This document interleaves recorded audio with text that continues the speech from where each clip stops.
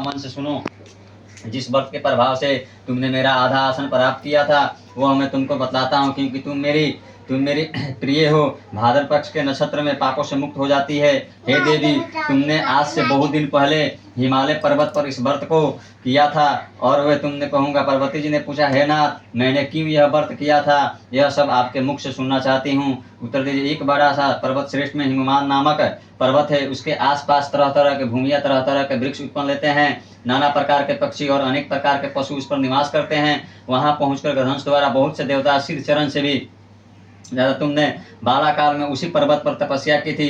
12 वर्ष तक तुमने उल्टी टांग केवल धुआं पीकर रही। 64 वर्षों तक सूखे पत्ते खाकर रही। माघ मास में तुम जल में बैठी रहती थी और बैसाख की दोपहरी में पंच अग्नि में तपती थी। सावन महीने में जल बरसता था तो तुम भूखी प्यासी रहकर मैदान में बैठी रहती थी। तुम्हारे पिता इस तरह का कष्ट सहन को देखकर बड़े दुखी हुए। वे चिंता में पड़ गए कि मैं अपनी कन्या किसको दूं। उसी समय नारद जी वहां आ पहुंचे और मुनिश्रेष्ठ नारद जी उस समय तुम्हें देखने गए थे। नारद जी को देखकर गिरिराज अर्ध आसन देकर उनकी पूजा की और वो कहा, हे स्वामी, आप किस लिए आए हैं? मेरा सौभाग्य है, आपका आगमन मेरे लिए इच्छा है। नारद जी ने कहा, हे पर्वतराज, सुनो, मैं भगवान विष्णु का भेजा हुआ आपके पास आया हूँ। आपको चाहिए कि यह युग कन्या किसके युग वर को दे। भगवान विष्णु के समान युग वर ब्रह्मा, इंद्र और शिव इनमें से कोई नहीं है। इसलिए मैं यही कहूंगा कि आप अपनी कन्या भगवान विष्णु को ही दे दे।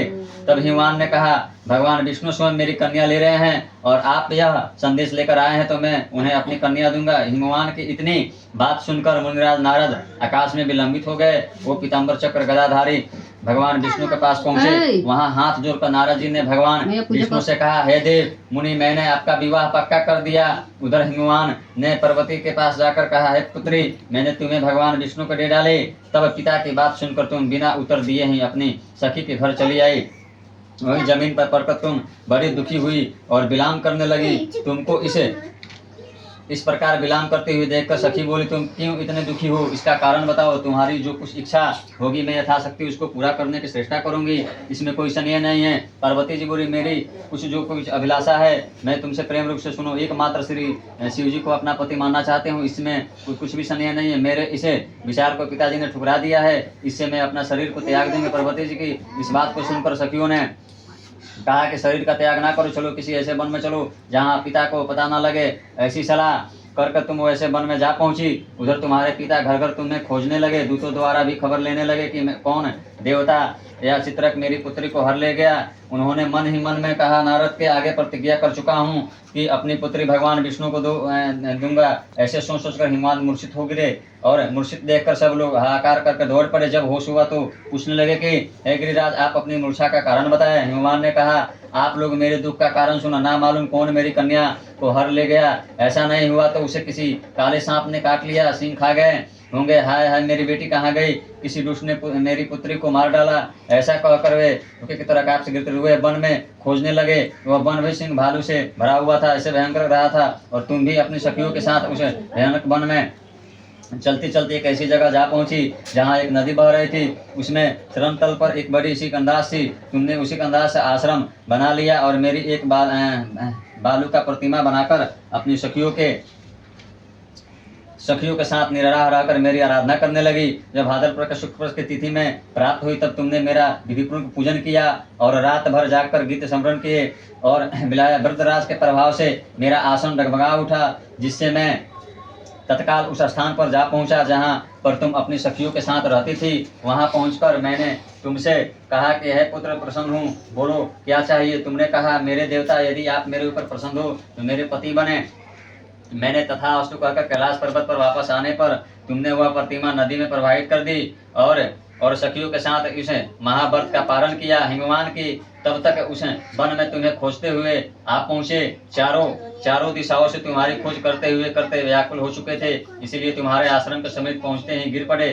थोड़ी देर बाद उन्होंने नदी के तल पर 2 कन्याओं को सोते हुए देखा।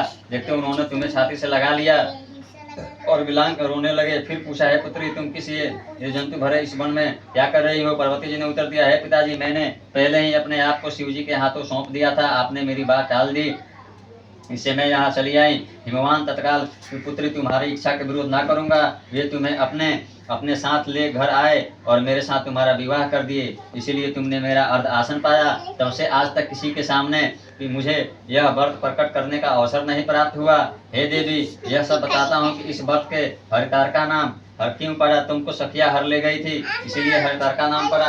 पार्वती जी ने कहा, हे प्रभु, आपने नाम तो बताया, अब इसका विधि भी बताए, इसका क्या पूर्ण फल प्राप्त होता है। और श्री श्री शिव जी पार्वती जी से कहते हैं, हे देवी, मैंने समस्त स्त्री जाति की भलाई के लिए ये उत्तम व्रत बतलाता हूँ। जो स्त्री अपने सौभाग्य की रक्षा करना चाहती हो वह यत्नपूर्वक इस व्रत को करे। एक बार बोली श्री शंकर भगवान की जय, दुर्गा महारानी की जय, ब्रह्म बाबा की जय। राधा बटे जल छुड़ू के गिरावट बटे। ओम आचमन्यम सुदाचमन्यम समर्पयामि श्री सदासंग महेश्वरा भगवान भी नमो नमः। कपूर बटे धन्यवाद को तैयार को बारे के बटे पुष्प का फूल और चढ़ा दे उठा के भगवान के। पुष्पांजलम समर्पयामि श्री सदासंग महेश्वरा भगवान भी इतना रह दे बटे काम बटे कपूर बारे के एक अगरबत्ती बार लोग कपूर मिटा देना।